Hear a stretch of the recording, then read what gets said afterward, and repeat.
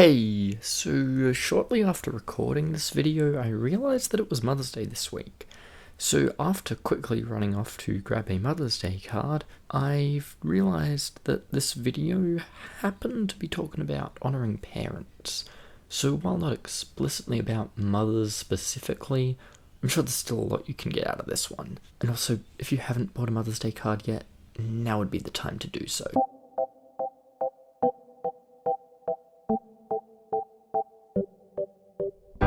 So, a lot of you probably have heard the Ten Commandments, and one often tends to stick out to people still in school or living with their parents, or both, which is the commandment, honour your father and mother. There are two big questions. First is obviously, what does it mean to honour someone?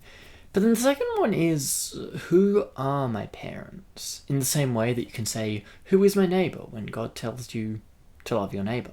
In 1 Timothy chapter 5 verses 1 to 2, do not rebuke an older man harshly, but exhort him as if he were your father. Treat younger men as brothers, older women as mothers, and younger women as sisters with absolute purity. Now that being said, living with someone is very different to just seeing an old person every now and then. I know, for example, Nick Frost is older than me, but Nick Frost does not ever tell me to clean my teeth.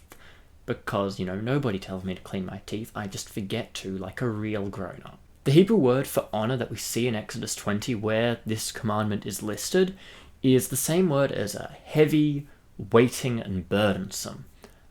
This word is usually used in the context of being overcome with respect or honour for someone. But what does this actually mean? Well, obviously, there's something more to that direct family relationship than that relationship with regular people who aren't related to you.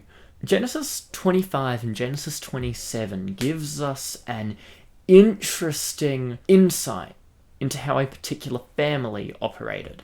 It's the story of Jacob and Esau, who were the kids of Isaac and Rebekah. Basically what happens is Rebekah gets pregnant and notices that the two twins in her womb seem to be having a bit of a tussle or a bit of fisticuffs.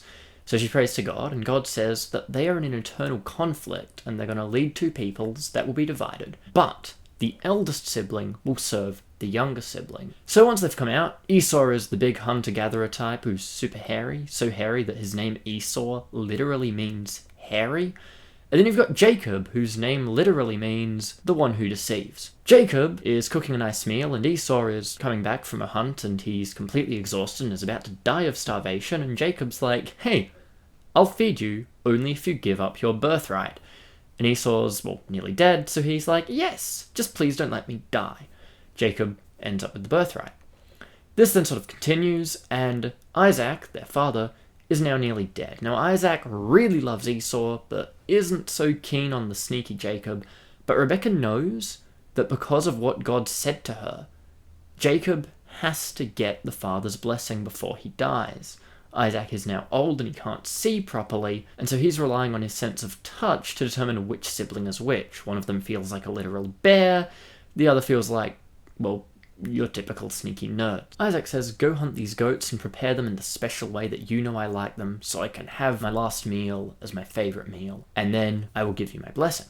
Rebekah overhears this and has two goats she prepared earlier, kills them, cooks them the way she knows her husband likes it, and gives the meal to Jacob. But then, to make sure that Isaac doesn't realise that it's Jacob and not Esau, Jacob puts on the goat skin so he feels like his brother. Isaac then has the meal, thinks it's delicious, touches his son to make sure he's got the right son, and apparently a goat feels a lot like Esau, and so then Isaac gives Jacob his blessing. And this is endorsed by God.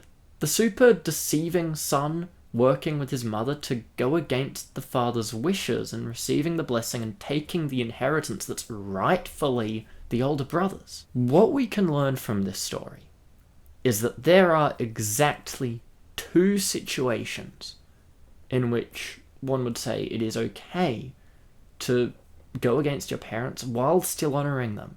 The first is if somehow their instructions are making it impossible to be honouring God.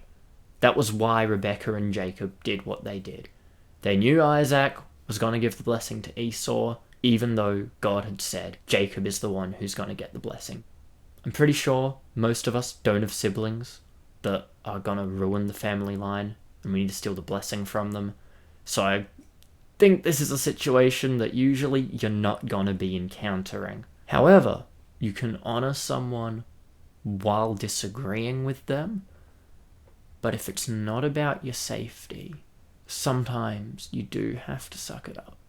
But, and here's the biggest but, you can talk about how you're feeling. And I encourage you to actually have that conversation with parents. To exhort someone is to tell someone why you're feeling that they are making the wrong call in a way that respects them. You don't tell them they suck. You say, hey, this is why I think things should be done this way. And I want to have that conversation with you. But ultimately, I'll follow your lead. Because you are my parents. That is what honouring someone looks like. You don't need to cover yourself in a goat skin to talk to your parents, though. Unless you really want to.